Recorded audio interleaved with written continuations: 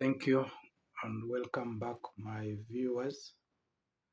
This is the continuation of the previous video where I'd given a brief introduction to the Yapi clan kinsmen who belong to the Aivu community of the Lubara tribe based in Arua. In the introductory video, I'd moved over in summaries spotlighting who the Yapi are, their ancestor, and the settlement patterns and the current divisions amongst the kinsmen due to land dispute, and how it has affected the also livelihood and the general way of life.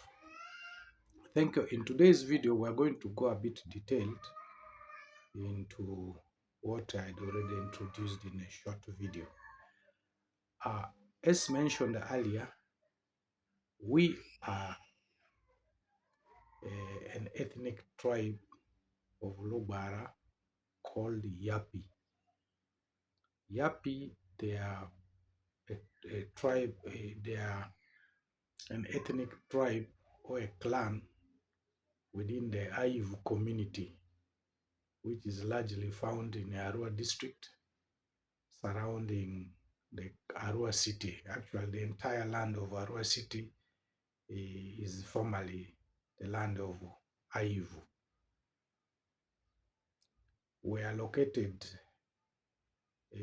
3 kilometers from center of Arua city along Rhino Camp Road when you go towards the airfield. The Yapi land stretches from Orawa signpost when you just shortly after leaving airfield, you drive less than a kilometer and find Orawa signpost, and from there Yapi stretches up to the road which branched to Olive Church of Uganda at Manibe Junction. So you will realize that along the highway, the settlement may not depict exactly the indigenous people of Yapi, because Yapi, as I mentioned earlier, are people who are humble and with the big heart of generosity, as exhibited by our great grandfathers. And it was based on this that in Yapi, even as early as the colonial times, other tribes as far as central Uganda, amongst the Bantu, northern Uganda, the Luo, the Aluru, and the other Lubara tribes like Aringa, Madi, Teregu, Maracha, had at least one or two of their descendants had settled on the land of Yapi by that time. And the Yapi land being vast, but in terms of population, as I mentioned in the introductory video, the original Yapis are very, very few. And our great-grandfather adopted a policy of allowing any of his daughters who got married outside to other tribes, and if he's very uncomfortable there in the marriage, can come home with the offsprings who will later be raised within Yapi and allocated land within Yapi, and they become Yapi. So this legacy has continued up to today with the current generation, where we also similarly exhibit the same spirit with our, we call them in Lugara Adroanji. Adroanji is the children of the doubters. So it is on this background, Yapi, in terms of population, may now appear many people, but in reality, Yapis are few in comparison to the neighboring clans like Ulivu, Androvu, Aroi, Michu, Yole. These are big, mighty clans, but Yapi, in comparison, is a very small clan, but in terms of land size, it is not so too small, but of course, they wouldn't take control of it in totality. Hence, the influx of other settlers into Yapi land. As I mentioned, the Yapi great grandfather, the founder of Yapi, was called Aboy. Aboy hailed from Ndria Draco in Aru town in the present DR Congo. And Aboy is said to have moved from Aru town via Voraezuku and briefly settled at Vorea and produced the people of Ezuku. Later, he moved to settle in Anyafio, the present Mvara area, which the Anyafio was chosen by the colonial government as their residential place when they established their colonial offices in Arua town. So by then, our ancestor Abui had settled at Anyafio, and they were further pushed by the colonial forces eastward to go and settle at Zeivua Hill or Orawa Hill. These are twin hills which oversee each other. So that's where they settled. And Aboy was blessed with three sons. These were Asangu, Apangu, and Apadri. And the two daughters, Adiro or Adiru, and Baibia. So one of the daughters of Aboy, Adiro, got married in Aru before Aboy had moved away from that area. Got married there to a man who is a little known because the marriage didn't last long, and the daughter of Aboy had to leave the husband's place to run away with the small child who was a baby, and that was Kanyi Andia. Kanyi Andia is our great grandfather who gave birth to my grandfather. So it was from that time when Adiru had to leave Aru to follow the father's house in Arua, in Anyafio, and later, as the migration pattern took control, they were now in settling in Orawa Hill, where the current Orawa primary is.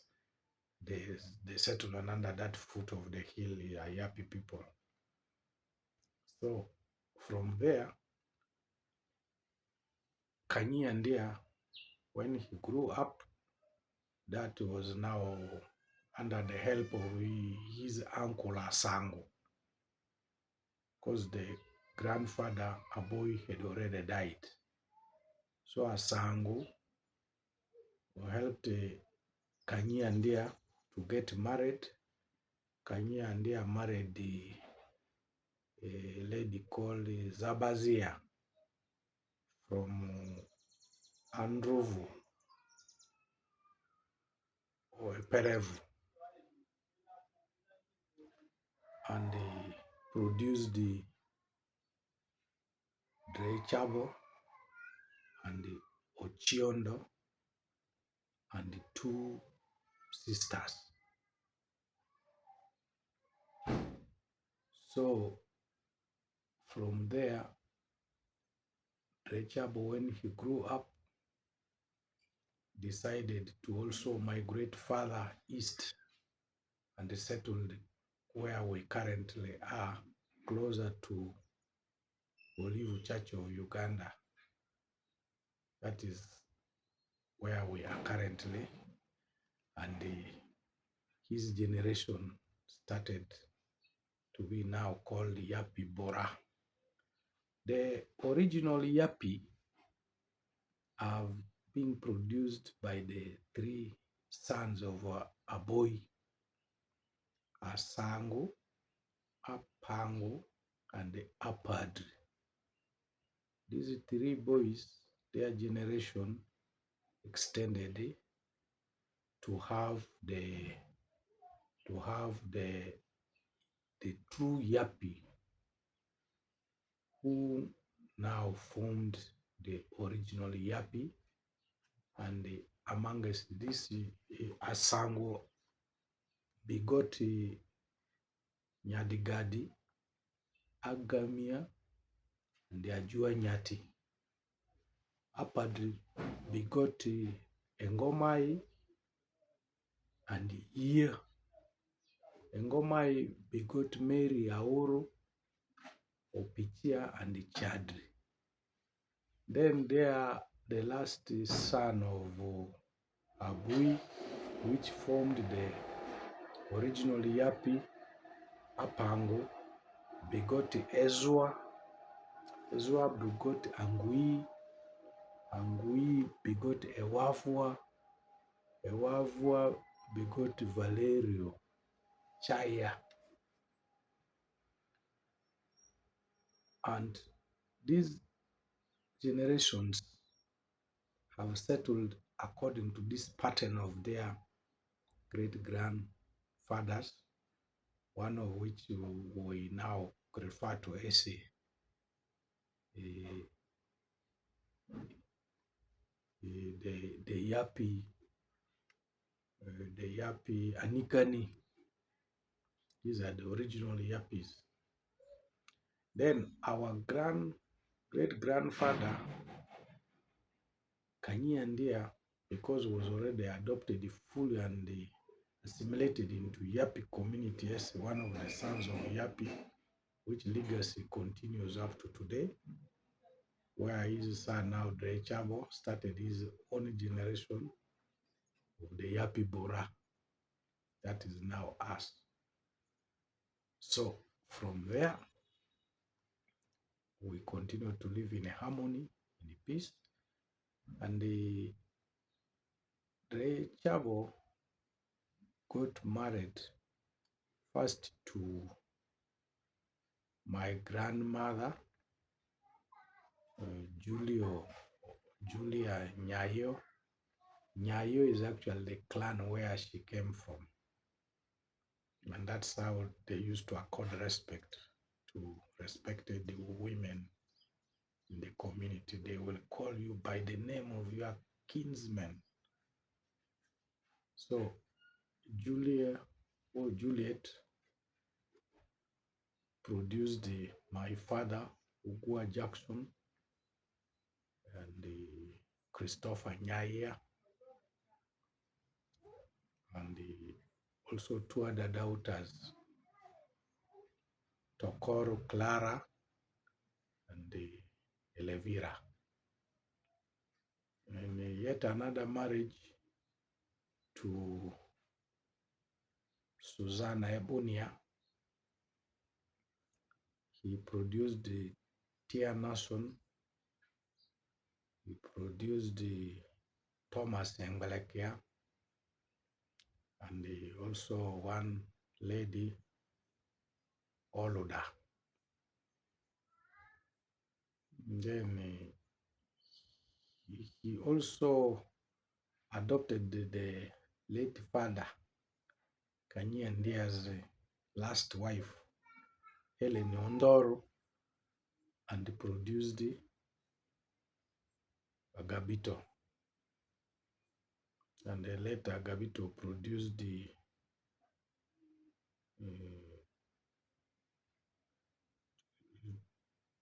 Carlo Aziku and three daughters, Celina, Luja, and Betia.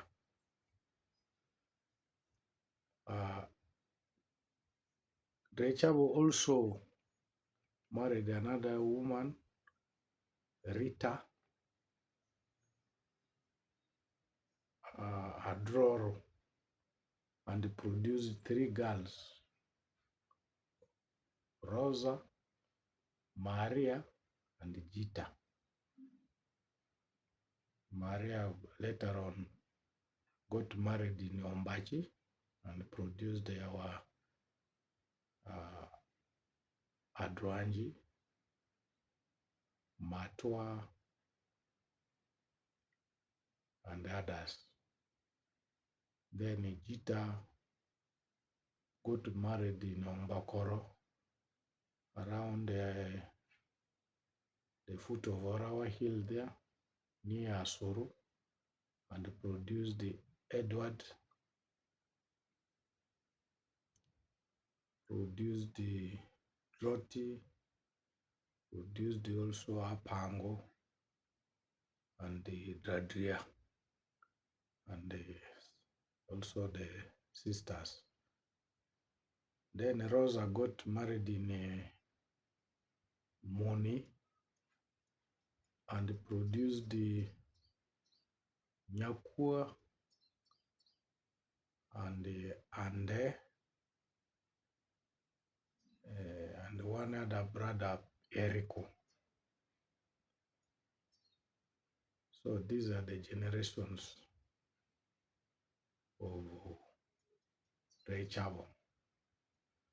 And because Kanye and Dia adopted also the grandfather boys policy of raising the children of the daughters and sisters who came back home. Similarly, the one of the sisters to Kanye and Dia,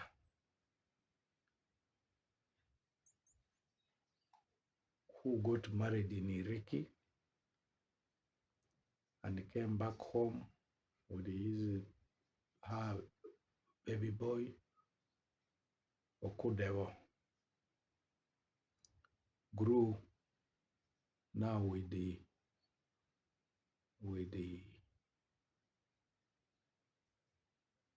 Kanye and Dia, and eventually the son Dre Chavo, and the Okudewo later got married and produced Jimmy Orio, and Jimmy Orio produced David, Asia, Ochatre, and one other boy, Vicky also, So this is the generation which Kanye and Chavo raised also. And Kanye and also had got married to a certain lady in Nunu, where he produced a son there who now extended the generation of Yapi Uru. And in that Yapi Uru, later on, mm, Kanye and will allow one of his extended sons there to marry a lady who grew into his household, and she produced the Wilson, the Way Chavo, and the others.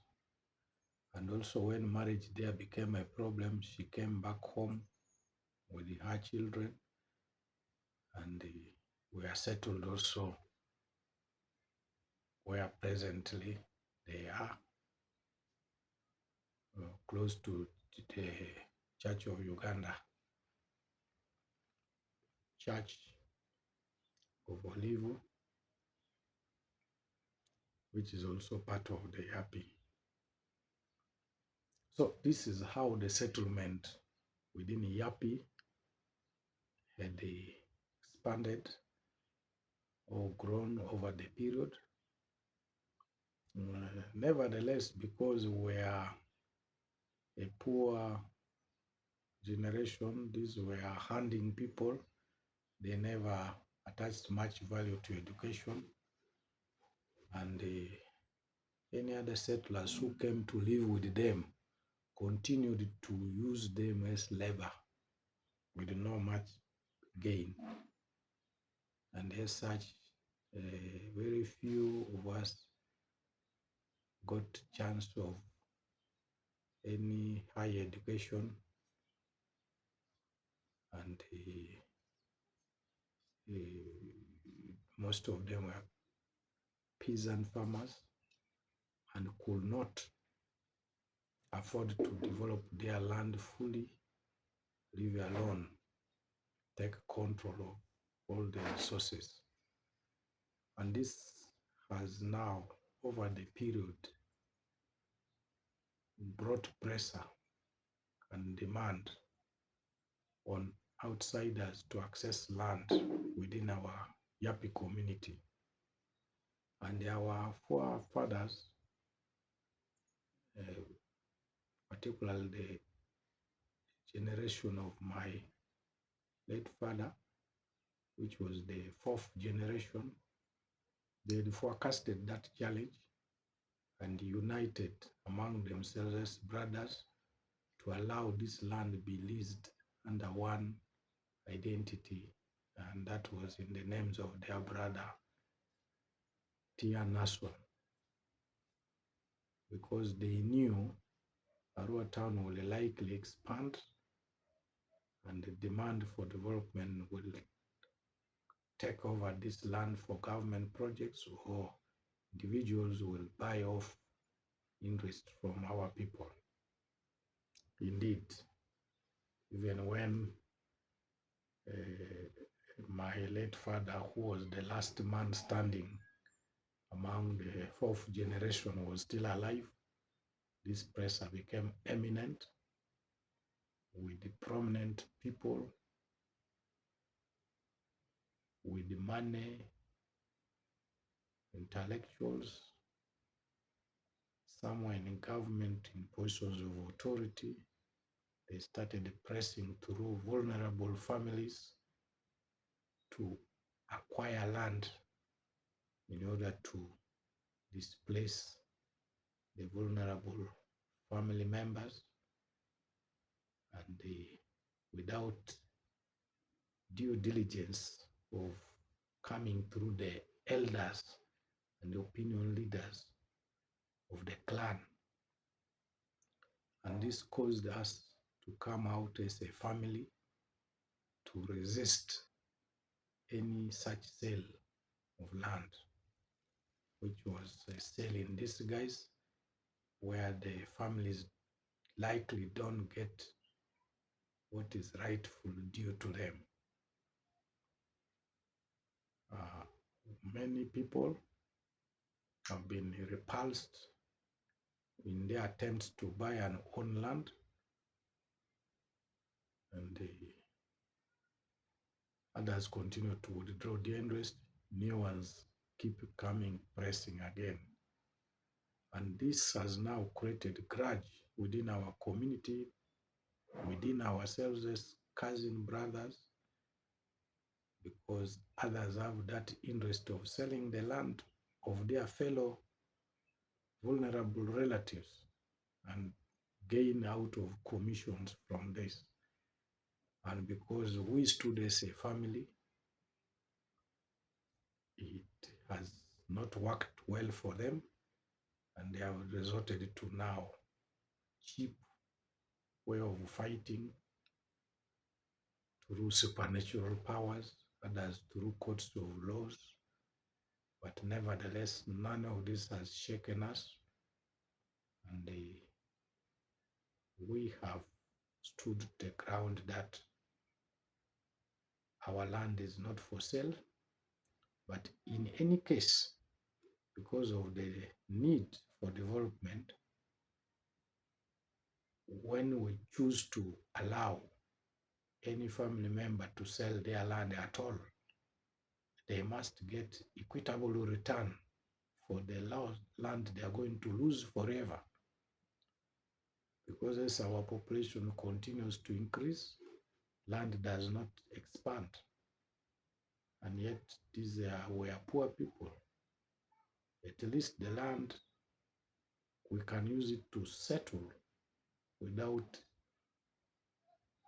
fear within the city. And we can also use it for subsistence farming to support the families and educate children until when the children has capacity to build or develop the land. So my appeal to those of you who may get access to this video is we are not anti-development as some people may perceive, but rather we want equitable return if at all any part of this land has to be sold. But majorly we are defending this land for the future generation so that they don't remain street children within their own vicinities. So with this few expansion on the introductory video, I wish to appreciate you for listening and watching to my videos.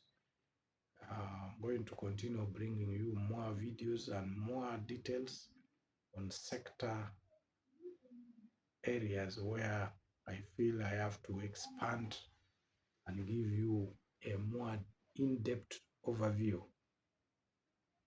of what's happening and what's still going on. And my videos under a program called Jude Business, which is an online educational program where we package information in form of videos. Some of them are educational, others are informative on cultural and traditional matters, and others are about general way of life, and others on professionalism, particularly tax education, using the URA online filing systems. So I'm very grateful for your audience, and I greet you all. Thank you.